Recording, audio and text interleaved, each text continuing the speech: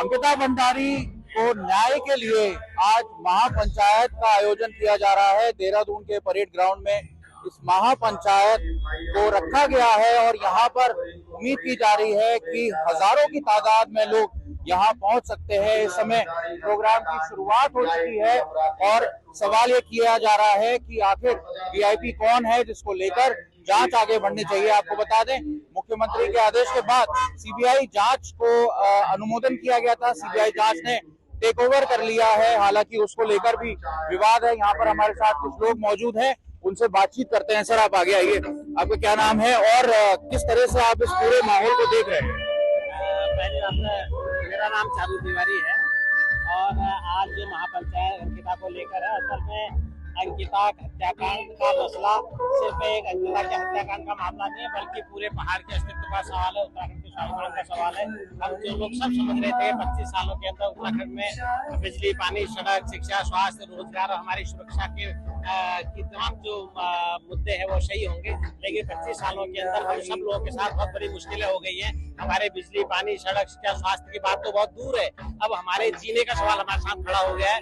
गाँव के अंदर हमको रीख और जो बाघ है वो खा रहे हैं और जैसे हमारे बच्चे कुछ करके शहरों की तरफ आ रहे हैं तो वहाँ पर हमको ये राजनीति भेड़िए अलग अलग ढंग से अलग अलग रूपों में हमारे को नोच रहे हैं। तो इसलिए इस महापंचायत का ये मतलब है कि इन 25 सालों में उत्तराखंड के अस्तित्व और स्वाभिमान की लड़ाई पूरे उत्तराखंड के अंदर बनेगी और इनका मुकाबला। सीबीआई जांच दी है, उसके बाद भी सवाल उठ रहे हैं, क्या वो सवाल है, आप बताइए। नहीं, सीबीआई की मांग जो जब से ये कांड हुआ तो उससे 3 साल पहले तो हम सब लोगों को लगता था कि इस हत्या के पीछे क्या मोटिव है, और उन मोटिव को हम मानते थे कि सत्ता के संरक्षण में कुछ ऐसे लोग हैं जो इस पूरे मुद्दे में शामिल है। और हम ये भी मानते थे कि रिजॉर्ट के माध्यम से, पर्यटन के माध्यम से किसी ढंग के पर्यटन को बढ़ावा देने का काम ये लोग कर रहे हैं, इसमें सत्ता के लोग शामिल हैं। तो अभी पिछले दिनों क्या हुआ कि एक उन्हीं सत्ता के नजदीक रहने वाले लोगों ने इस बात को साबित किया कि कौन वीआईपी के नाम भी लिए उन्होंने। तो जनता जानना चाहती है कि सत्ता में बैठ के सर्वे कौन दे रहा है, ये हम सब लोग का सबसे बड़ा सवाल है। सर, आप अपना नाम बताइए और क्या कहना चाहेंगे? राम कुमार, मेरा नाम राम कुमार पटियाल है और मैं कहना चाहता हूँ कि ये जो बीजेपी सरकार है ये हर मुद्दे पर फेल है। आप चाहे न्याय का मुद्दा ले लीजिए, चाहे छात्रों के भविष्य का मुद्दा ले लीजिए या कानूनी मुद्दा ले लीजिए, या अंकिता भंडारी का जो केस है ये सीबीआई जांच के लिए तो बोल दिया है, लेकिन हम चाहते हैं इसे न्यायाधीश के पीठ के अधीन में यह कार्य हो। और अभी भी हमें भरोसा नहीं है कि ये जांच सही तरीके से की जा रही है, इसमें भी कुछ धांधलेबाजी की जा रही है। उत्तराखंड को इन्होंने बर्बाद कर दिया है, पहाड़ बेच दिए हैं, मकान बेच दिए हैं, सब कुछ बेच दिए हैं। आप देख रहे हैं कि एक अंकिता भंडारी नहीं है। आपने परसों देखा होगा मच्छी तालाब में भी एक लड़की का खुलेआम चाकू से मच्छी बाजार में वो कर दिया जाता है, मर्डर किया जाता है, तभी जबकि उसकी रिपोर्ट दे रखी है, उसके मां ने रिपोर्ट दर्ज कर रखी थी, लेकिन कार्रवाई नहीं की। यहाँ पूरी तरह यहाँ कानून विफल हो चुका है और ये सरकार हर मुद्दे पर फेल है। तो हम चाहते हैं कि अभी हम ये न्याय इसलिए आए कि अंकिता भंडारी की जैसा कई और बहनें हमारी हैं जिनका भी वो और लोगों से यहाँ पर बातचीत करने की कोशिश करेंगे। हमारे साथ और लोग भी मौजूद हैं। सर, आप इस पूरे मुद्दे पर क्या कहना चाहते हैं? आज आप यहाँ पहुंचे हैं और महापंचायत का आयोजन किया जा रहा है, तमाम तरह के सवाल हैं, सीबीआई जांच हो रही है और सीबीआई ने टेक ओवर कर लिया है, लेकिन किन तरीके के सवाल हैं जो आज भी पूरे प्रदेश में गूंज रहे हैं? नहीं, सवाल तो बहुत हैं, लेकिन यदि हम अंकिता भंडारी के हत्याकांड की बात करें तो सबसे ये घटना घटी है, दुर्भाग्यपूर्ण घटना घटी है। जो हमारी सरकार है, धामी जी की सरकार है, वो इस मामले को शुरू दिन से ही इस मामले को ठंडे बस्ते में डालना चाहती है और शुरू से ही वीआईपी को बचाना चाहती है। सबूतों को नष्ट करना और तमाम तरह की लोगों के जन दबाव के बाद भी सीबीआई की जांच न करना, और जब जब जनता का दबाव बढ़ता है कुछ न कुछ हथकंडे अपनाते हैं आंदोलन को तोड़ने के लिए, लेकिन उनकी नियत में खोट है। वो नहीं चाहते हैं कि वीआईपी जो है, जो उन्हीं के संगठन का आदमी है, उसके खिलाफ कार्रवाई हो। और अभी भी सीबीआई जांच की बात की है, लेकिन जो जनता की मांग है कि सुप्रीम कोर्ट के माननीय जज की निगरानी में ये सीबीआई जांच हो, तो अभी तक भी उन्होंने सीबीआई जांच के किन पहलुओं पर हो रही है, क्या हो रही है, इसका अभी तक कोई वो नहीं दिया। जिस ढंग से एफआईआर कराई, तो ये सारी धामी सरकार, भाजपा की सरकार, ये महिला विरोधी है, ये हमेशा जनता के खिलाफ काम कर रही है और जनता का ध्यान बटाने के लिए हम देख रहे हैं जहां जहां पर भी छात्र, नौजवान, बेरोजगार, है ना, किसान, मजदूर आंदोलन कर रहे हैं, उन आंदोलन को दबाने के लिए नफरत की राजनीति कर रहे हैं, लोगों को बांट रहे हैं। कोटद्वार से लेकर के रुद्रपुर से लेकर के जगह जगह पर हम देख रहे हैं इस तरह की घटनाओं को अंजाम दिया। और लोगों से बात करेंगे जो यहाँ मौजूद हैं। आप कुछ कहना चाहते हैं इस पूरे मुद्दे पर? यहाँ पर जिस तरह से महापंचायत का आयोजन किया जा रहा है, सवाल काफी हैं। सीबीआई जांच तो शुरू हो गई है, लेकिन सीबीआई जांच के साथ ही सवाल भी उठ रहे हैं कि सीबीआई जांच जो है वो निष्पक्ष होगी कि नहीं होगी। आपका क्या मानना है? आज आप कहाँ से आए हैं, अपना नाम भी बताइए। मैं मनीष सुंदरियाल हूँ और मैं धुमाकोट से आया हूँ, पौड़ी गढ़वाल के धुमाकोट से। और हमारा सभी लोगों का यही मानना है, इसीलिए महापंचायत भी हो रही है कि जो ये जांच है वो निष्पक्ष नहीं होगी। और आप देख भी रहे हैं कि तमाम तरह के जितने भी आंदोलन पूरे प्रदेश में चल रहे हैं उनको दबाने की एक साजिश है। और आप सामने भी देख रहे हैं कि आज एक तरफ अंकिता भंडारी के लिए महापंचायत हो रही है, दूसरी तरफ सरकारी मेले लग रहे हैं। तो उसी के बाहर तो ये मेले ठेले वाली जो सरकार है, जो तमाम तरह की जो आप देख रहे हैं कि हिंदू मुसलमान से लेकर और तमाम तरह की बातें हो रही है, इसके खिलाफ जनता एकजुट हो रही है और समय समय पर हो रही है, लेकिन सरकार पर कोई फर्क नहीं पड़ रहा। ठीक है, हमारे साथ एक्टिविस्ट मदद अग्रवाल जी भी है। आपसे जानना चाहेंगे सर, किस तरह से आप इस पूरे मुद्दे को देख रहे हैं? आप हल्द्वानी से यहाँ पहुंचे हैं, क्या आपका मानना है इस पूरे घटनाक्रम में? क्योंकि अब सीबीआई जांच भी शुरू हो चुकी है, सरकार दावा कर रही है कि हमने सीबीआई जांच दे दी है, फिर आंदोलन क्यों? देखिए, 2013 में सुप्रीम कोर्ट ने कहा था कि जो सीबीआई है वो सरकार का तोता है जो पिंजरे में बंद है और इसको आजाद करना चाहिए। कांग्रेस की सरकार चली गई, अब भाजपा की सरकार आई तो वो तोता भाजपा के पिंजरे में आकर के बंद हो गया है। अभी रिसेंटली 6 जनवरी को सुप्रीम कोर्ट ने फिर कहा है, जब अंबानी का घोटाले का पूरा मामला आया और जिस तरीके से सीबीआई ने और दूसरी जांच एजेंसियों ने लिपापोती करने की कोशिश की, उसने फिर कहा कि जो सीबीआई है वो सरकार के पिंजरे का तोता है, वो सरकार की आदेश को मानता है और ये क्या कहते हैं खुले रूप में काम नहीं करता, आजाद रूप में काम नहीं करता, उसको आजाद करने की जरूरत है। जो सीबीआई जांच हुई है उसको जांच को आदेश देने वाले जो लोग हैं, उन्हीं की पार्टी के लोग इस पूरे अंकिता के हत्याकांड में कहीं ना कहीं लिप्त हैं। वीआईपी में उनका नाम आ रहा है, इसलिए सब लोगों को ये संशय है कि सीबीआई जांच तो पूरे उत्तराखंड के लोग खड़े हुए तो सरकार ने कह दी कि हम करेंगे, लेकिन वो सीबीआई के अपराधियों को पकड़ेगी। इसके लिए यहाँ से आवाज उठ रही है कि सुप्रीम कोर्ट की निगरानी में हो और जनता उस पर लगातार निगरानी रख रही है। उस निगरानी को गहरा बनाने के लिए यहाँ पर ये पंचायत रखी गई है। ठीक है, बहुत बहुत धन्यवाद। हमारे साथ यहाँ लोग मौजूद हैं और देखा जा सकता है कि किस तरह से यहाँ जो है भीड़ बढ़ती जा रही है। तमाम विजुअल्स आपको दिखाने की भी कोशिश करेंगे और महापंचायत के माध्यम से एक आवाज उठ रही है कि सीबीआई जांच तो शुरू हो गई है, लेकिन सुप्रीम कोर्ट के जज की निगरानी में ये जांच हो और जांच में पारदर्शिता है, वीवीआईपी जो है इस पूरे घटनाक्रम के पीछे उसका खुलासा हो और इसको केंद्रित करके ही जांच आगे बढ़े। हमारे साथ बातचीत के लिए मौजूद है उत्तराखंड समाजवादी पार्टी के कार्यकारी अध्यक्ष महंत शुभम गिरी जी, उनसे बात करते हैं। महंत जी, आप आज यहाँ पर पहुंच के क्या मैसेज देना चाहते हैं? जिस तरह से महापंचायत में कई संगठन यहाँ पर जुड़े हैं, कई राजनीतिक और सोशल संगठन भी आए हैं, क्या उद्देश्य है आपका? देखिए, सबसे पहले अंकिता को न्याय मिले। जिस तरह से उत्तराखंड में कानून व्यवस्था डगमगा गई है और साथ में जो हमारे पत्रकार साथी है हेमंत भट्ट जी, उनके ऊपर भी हमला हुआ है, तो बहुत दुखद बात है। और जो अंकिता को न्याय मिले और निष्पक्ष जांच अंकिता की हो। अगर सरकार सीबीआई जांच कराती है तो मैं कहता हूं कि जो हाई कोर्ट के और सुप्रीम कोर्ट के पूर्व न्यायाधीश है उनकी एक कमेटी बनाई जाए, उसके माध्यम से जांच होनी चाहिए। समाजवादी पार्टी का इसमें क्या स्टैंड है? अखिलेश जी ने पिछली बार जिस तरह से समर्थन भी दिया था, इससे पहले जो आंदोलन हुआ था, अब समाजवादी पार्टी का क्या स्टैंड है? क्योंकि मुख्यमंत्री ने सीबीआई जांच दे दी है, सीबीआई जांच को लेकर भी संशय है। देखिए, सीबीआई तो सरकार की झोली में बैठी हुई है, तो पूर्व न्यायाधीश अगर बनाए जाए, उनकी कमेटी बनाई जाए, फिर अंकिता को न्याय मिले। अंकिता उत्तराखंड की बेटी है। अंकिता के नाम के लिए समाजवादी पार्टी के राष्ट्रीय अध्यक्ष जी और जितने भी हमारे संगठन के सभी साथी लोग हैं और खड़े हुए हैं। और मैं कहना चाहता हूं कि अंकिता को न्याय मिले और सीबीआई जांच के माध्यम से पूर्व न्यायाधीशों की एक कमेटी बनाई जाए। और आप अभी जो महापंचायत में पहुंचे हैं, इसके बाद का आपको क्या लग रहा है कि सरकार क्या कार्रवाई कर सकती है? सीबीआई जांच चल रही है, अंकिता के माँ बाप को वादी नहीं बनाया गया है, इसके अलावा क्या आरोप लगा रहे हैं? देखिए, ये अंकिता उत्तराखंड की बेटी है और एक उत्तराखंड के जनमानस को न्याय मिलेगा। और जो महापंचायत हो रही है, तमाम राजनीतिक संगठन, तमाम दलों के और जो उत्तराखंड के लोग नीचे उतरे हैं जमीनी स्तर में, वो अंकिता को न्याय दिलवाएंगे और सरकार से मांग करेंगे कौन वीआईपी है उसके ऊपर निष्पक्ष जांच हो। ठीक है, हमारे साथ महंत शुभम गिरी जी जो हमसे बात कर रहे थे, आगे बात करेंगे। हमारे साथ अनूप नौटियाल जी हैं जो कि एक्टिविस्ट हैं और लगातार मुद्दे उठाते रहते हैं। नौटियाल जी, आज आप महापंचायत में पहुंच रहे हैं, जिस तरह से महिला सुरक्षा को लेकर भी आवाज उठ रही है, एक के बाद एक देहरादून में भी कत्लेआम हुए हैं, पुलिस के ऊपर भी सवाल उठ रहा है, कानून व्यवस्था जो है जिस तरह से ध्वस्त हुई है, पुलिस अब दावा कर रही है कि हम एक्शन ले रहे हैं, एसआईटी गठित हो जाती है, लेकिन इसके आगे क्या?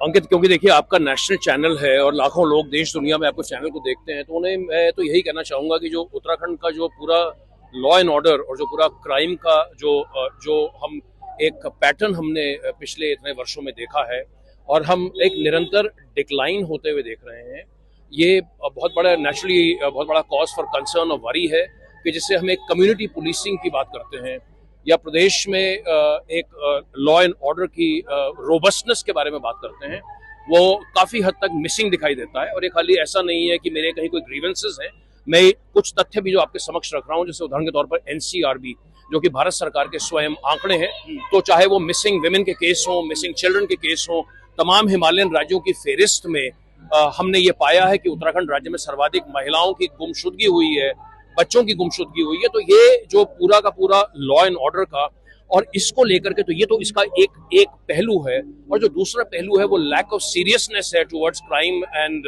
Law and order.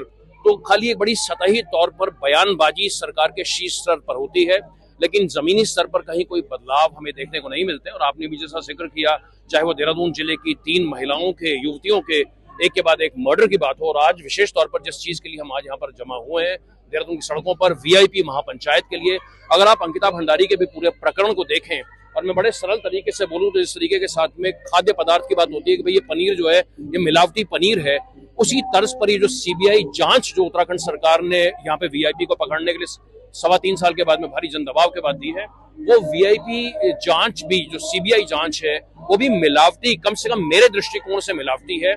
और उसमें जो उस जांच में जो गंभीरता दिखनी चाहिए थी, जो गरिमा उसमें दिखनी चाहिए थी, जो संकल्प दिखना चाहिए था, वो कतई नहीं दिखता है। और उत्तराखंड सरकार बिल्कुल बेशर्मी की हदों को पार करते हुए उन कथित वीआईपीज को, जो कि इस सफेदी का जो चोगा ओढ़ करके पब्लिक के सामने आकर के बड़ी बड़ी बातें करते हैं, ये उन लोगों को बचाने की एक बड़ी कमजोर जो है एक ये प्रयास है। उत्तराखंड का जो आम जनमानस जिसका पॉलिटिक्स से कहीं कोई दूर दूर तक लेना देना नहीं है, she or he is absolutely disappointed with the pathetic state of governance and various other related aspects here in Uttarakhand. हमारे साथ यहाँ कुछ लोग बातचीत के लिए मौजूद हैं। हमारे साथ विनोद प्रसाद रतौड़ी जी जो हैं, जो फॉर्मर आईएएस हैं, उनसे जानेंगे। और हमारे साथ राष्ट्रीय परिवर्तन पार्टी के अध्यक्ष रह चुके हैं तिवारी जी, उनसे भी बातचीत करेंगे। और बातचीत करते हैं सबसे पहले रतौड़ी जी से। रतौड़ी जी, इस पूरे मामले को, क्योंकि आप शासन में रहे हैं, किस तरह से देखते हैं? आगे किस तरह से सीबीआई इंक्वायरी होनी चाहिए? किस तरह से लोग सवाल उठा रहे हैं सीबीआई इंक्वायरी को लेकर, और अंकिता के माता पिता का भी नाम कंप्लेनेंट के तौर पे नहीं रखा गया है, इससे उनको क्या नुकसान है? देखिए, मैं पहले तो एक चीज कहना चाहूंगा, जब आशुतोष नेगी गए थे सुप्रीम कोर्ट के माननीय सर्वोच्च न्यायालय में सीबीआई जांच के लिए, उस समय सरकार ने गलती कर दी। सरकार को उस समय ये कह देना चाहिए था कि हमें सीबीआई जांच से कोई इतराज नहीं, वो दुखद रहा। उसके बाद जिसके लिए कहा जाता है कि सुप्रीम कोर्ट ने कह दिया कि हम जांच से संतुष्ट हैं, एसआईटी की जांच चलने दो। हाँ, बिल्कुल एसआईटी की जांच चलने दो, संतुष्ट थे, सुप्रीम कोर्ट भी संतुष्ट था। लेकिन क्योंकि सरकार अगर उस समय कह देती कि हम सरकारी वकील, सरकार से मतलब सरकारी वकील से, कि हम सीबीआई जांच के लिए तैयार हैं, अगर सरकार को छुपाना नहीं था। अब सरकार को समस्या आ गई, अब उन्होंने जन आंदोलन के मद्देनजर सीबीआई जांच की रिकमेंडेशन की और केंद्र ने उसको मान लिया और सीबीआई जांच हो रही है। अब सीबीआई इतने समय बाद जांच कर रही है, क्या वो मोबाइल सीबीआई को मिल पाएगा? क्या जो साक्ष्य तथाकथित रूप से नष्ट कर दिए गए हैं, अगर कह रहे हैं सही है उन बात को, क्या वो साक्ष्य दोबारा रिकंस्ट्रक्ट कर पाएगी सीबीआई? और आपके माध्यम से मेरा मुख्यमंत्री जी से अनुरोध कि सीबीआई को फ्री हैंड दें, सीबीआई को फ्री हैंड दें, और जो आपके अधिकारी जिन्होंने एसआईटी ने जांच की उनको भी कहें कि वो सीबीआई का पूरा सपोर्ट करें। और सीबीआई क्योंकि ये भी देख सकती है कि साक्ष्य नष्ट करने में किसका रोल है, तो वो सीबीआई को चाहिए, तभी सीबीआई को पैरेट नहीं कहेंगे हम लोग। जो तोता माननीय सुप्रीम कोर्ट ने एक बार टिप्पणी की थी कि तोता है सीबीआई भी, अगर वो इस जांच को सही करते हैं तो वो तोता जो है तोता नहीं रहेगा। और सीबीआई में सक्षम अधिकारी है, हमारी एसआईटी ने भी ऐसा नहीं कि बहुत खराब जांच की होगी, लेकिन क्योंकि राज्य पुलिस है उसमें प्रेशर बहुत होता है, उस प्रेशर के कारण कई बार जो है कई चीजें छोटी पड़ती है इन्वेस्टिगेटिंग ऑफिसर को या जो भी एसआईटी बनी थी इस समय उनको।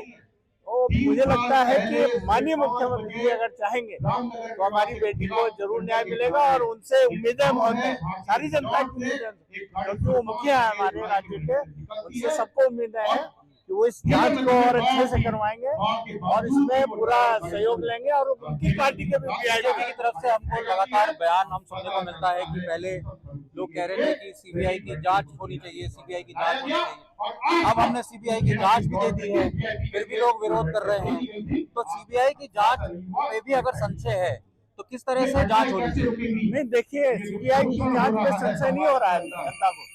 जनता को सरकारी रूप से जो पॉलिटिकल डिसीजन थे उसकी मंशा पे संशय हो रहा है। पॉलिटिकल डिसीजन जो हुए हैं, आपने एफआईआर, मेरे तो बड़े भाई हैं, वो कहते हैं मैं उनको मेरे सीनियर भी रहे हैं, पर्यावरणविद द्वारा क्रिमिनल केस में एफआईआर दर्ज करवाई जाए। हाँ, उनके माँ बाप को अगर उनकी जो चिट्ठी दी थी माननीय मुख्यमंत्री जी को, उसी पे अगर सीबीआई अभी भी जांच करे तो ज्यादा बेहतर रहेगा। अभी भी क्योंकि सीबीआई के पास तो सारे तथ्य आएंगे और पुलिस ने जो जांच की वो भी तथ्य आएंगे, तब शायद सक्सेसफुल हो सकती है। लेकिन सीबीआई जांच में भी क्योंकि समय बहुत हो चुका है, सीबीआई के लिए भी ये एसिड टेस्ट है, और उनकी भी जो साख है, जो उनकी पैरेट वाली साख माननीय उच्चतम न्यायालय ने कही, उसको अगर उनको हटाना है तो इस जांच को उन्हें अच्छा करना चाहिए, सही करना चाहिए। और सीबीआई के पास बहुत अच्छे ऑफिसर, अगर वो चाहेंगे तो दूध का दूध और पानी का पानी कर देंगे। हमारे साथ राष्ट्रीय परिवर्तन पार्टी के पूर्व अध्यक्ष तिवारी जी भी मौजूद हैं। तिवारी जी, आपका राजनीतिक एक्सपीरियंस को देखते हुए क्या कहते हैं आप, मौजूदा हालातों में एक ऐसा केस जो कि सिर्फ ना उत्तराखंड के लिए बल्कि पूरे देश में चर्चा बन गया और उसका केंद्र रहा उत्तराखंड, जो कि दूसरे वजहों से जाना जाता है, शांति प्रिय वातावरण की वजह से जाना जाता है, आध्यात्म के लिए जाना जाता है, राजनीति किस तरह से होनी चाहिए? देखिए, राजनीति जनता की भागीदारी से होनी चाहिए, जनता की जो इच्छाएं हैं, आकांक्षाएं हैं, उनको पूरा करने के लिए होनी चाहिए। राजनीति किसी को एमएलए बनाने के लिए, किसी को मंत्री बनाने के लिए, किसी के लिए रिजॉर्ट करने, किसी के लिए सुख सुविधाएं वीआईपी बनाने के लिए नहीं होनी चाहिए। उत्तराखंड राज्य जब बन रहा था तभी हम इस बात को कह रहे थे। उससे पहले जिनको वन बचाओ, नशा नहीं रोजगार दो, जमीनों की लड़ाइयाँ और छात्रों के शिक्षा के अधिकार की लड़ाइयाँ हम लोग लड़ रहे थे, लेकिन वो कोई का चीज नहीं। क्यों? क्योंकि जो भी हमारे सामने सत्ताएं आई इन 25 सालों में, इन 25 सालों की सत्ताओं ने कॉर्पोरेट को, पूंजीपतियों को, माफियाओं को समर्थन किया है, उनको बढ़ाया है, और उसी के बढ़ाने का नतीजा आज है कि आज उत्तराखंड की यह हालत है। गांधी चौपट है, तमाम रिजॉर्ट बने हुए हैं जगह जगह, उन रिजॉर्टों में जो अंकिताएं हैं उनको किसी भी तरह का दिक्कतें हो रही हैं। उसके अलावा जो सिटकुल हमारे हैं जिनको पूरी तनख्वाहें नहीं मिल रही हैं, फिक्स टर्म पर आप जो है लोगों को काम दे रहे हैं। जब आदमी आर्थिक रूप से, सामाजिक रूप से, नागरिक तौर के जब विपन्न होगा तो उसको शिकार बनाया जाएगा। अभी भी भाजपा के जो विधायक है रेणु बेस्ट, उनको लेकर कहीं चर्चा नहीं हो रही है, जबकि काफी बार उनका जिक्र कोर्ट में भी बयानों में है उनके बारे में। आपको क्या लगता है जिस तरह से उनको शील्ड किया जा रहा है, पार्टी की क्या इस समय भूमिका होनी चाहिए? वो तो साफ दिख रहा है, भाजपा सारे जो जरूरी मुद्दे हैं, रोटी, कपड़ा, मकान, शिक्षा, स्वास्थ्य, नागरिक अधिकार, कानून, बोलने का अधिकार, सारी पर प्रतिबंध लगाते हुए केवल और केवल नफरत फैलाने का काम कर रहे हैं। कोटद्वार की घटना इसका प्रमाण है। अभी ऊधम सिंह नगर में एक अनसुनी आवाज है हमारे साथियों, उसने वहां पर एक जिम है, वो भी हिंदू का है, उसने जब इस बात को कहा तो सबने जाके उसको धमकाना शुरू कर दिया। वहाँ के जो पत्रकार रूपेश हैं, जो अनसुनी आवाज के जो वो है, उसके खिलाफ वो दी है और 100 पत्रकारों ने वहां पर किया है। तो ये तो हर तरह का लोकतंत्र खत्म करना चाहते हैं। हम ये चाहते हैं कि लोग इस बारे में समझें। सवाल केवल कांग्रेस भाजपा का ही नहीं है, सवाल उस सिस्टम का है जो सिस्टम आम आदमी को, मेहनत करने वाले लोगों के साथ अन्याय करता है और उसको मान्यता देता है। इसलिए मैं कह रहा हूँ कि वीवीआईपी कल्चर खत्म करो। हमारी मांग का हिस्सा था, हम ये देहरादून की सड़कों पर जुलूस निकालेंगे। खबरदार होशियार कहा था, खबरदार होशियार, सत्ताधारी खबरदार, लेकिन कहाँ हुआ? और फिर यहाँ तक कौन लाया है? 25 साल में जो थे उनकी कोई गलती नहीं है, वो खलनायक नहीं है इसके। हम अगर अंकिता को न्याय दिलाना चाहते हैं या अंकिताओं को न्याय दिलाना चाहते हैं, जब एक बेटी अपनी बात कहती है कि अल्मोड़ा की मीटिंग में जब वो ये कहती है कि मैं अपने को सेफ फील नहीं करती क्योंकि तुम बिना बात के महिलाओं की गालियां हमको देते हो, हमारा कोई मतलब नहीं। देहरादून में भी अभी हाल ही में 3-4 ऐसे केसेस हो गए। जब उसने ये कहा तो उसके खिलाफ 10 मुकदमे किए गए, उसको बचाने की कोशिश नहीं की गई। जब एक लड़की को आप बोलने नहीं देते। अगर अंकिता की उम्र 18 साल से कम होती तो हमारे यहाँ चाइल्ड प्रोटेक्शन एक्ट 2005 में बना, 92 का हम उसके वो है, तो पॉक्सो एक्ट और पुराने एक्ट तो क्या वो वीआईपी तब जो है बच जाता? ये प्रश्न है। वो बच्ची जिसको एक महीने में तनख्वाह नहीं मिली थी, 1 महीने की 10,000 रुपए की तनख्वाह में, करीब 1 साल ऊपर गरीब बच्ची आई थी। क्यों आई थी? क्योंकि रोजगार नहीं है। हमारी जो बेरोजगारी की दर है उत्तराखंड में सबसे ज्यादा है देश में इस समय, 8.6% समथिंग लाइक दैट। ये स्थितियां जो है राज्य बनने के 25 साल बाद, हमारे पास कोई अस्थायी राजधानी नहीं है। ये देहरादून अस्थायी राजधानी, और यहाँ अस्थायी राजधानी बनने के कारण क्राइम बढ़े हैं, पुलिस का कार्य बढ़ा है, पुलिस की अब जो इन्वेस्टिगेशन और वो लॉ एंड ऑर्डर साथ साथ करना पड़ता है, इसके कारण भी प्रॉब्लम आई है। और ये जो 3 हत्याएं हुई हैं ये बड़ी दुखद है। आप किसी बच्चे को, बच्ची को, लड़की को, महिला को काट दे रहे हो खुलेआम, क्या है ये? क्या डेमोक्रेटिक राइट है? डेमोक्रेटिक कंट्री है? कैसा प्रदेश हो गया हमारा? क्या हमारी 42 शहादतें इसीलिए हुई थी कि हम ऐसा राज्य थे अपने कोई? हमारे साथ 2 यहाँ पर चिंतक जुड़े थे जो कि लगातार उत्तराखंड के मुद्दों को उठा रहे हैं। धूड़ी जी हमारे साथ जुड़े थे, पूर्व IAS हैं, तिवारी जी जो कि एक राजनीतिज्ञ है। इनका कहना है कि जिस तरह से महिला अपराध उत्तराखंड में बढ़ रहा है वो चिंता का विषय है। उसमें बहुत बड़ा हिस्सा है देहरादून को अस्थायी राजधानी बनाना। गैरसैंण लगातार यहाँ की राजधानी का एक केंद्र रहा है जो कि मांग रही है, और जब तक ये पूर्ण नहीं हो जाता तब तक इस तरह के घटनाक्रम उत्तराखंड में होते रहेंगे। देहरादून से अंकित शर्मा, आज तक।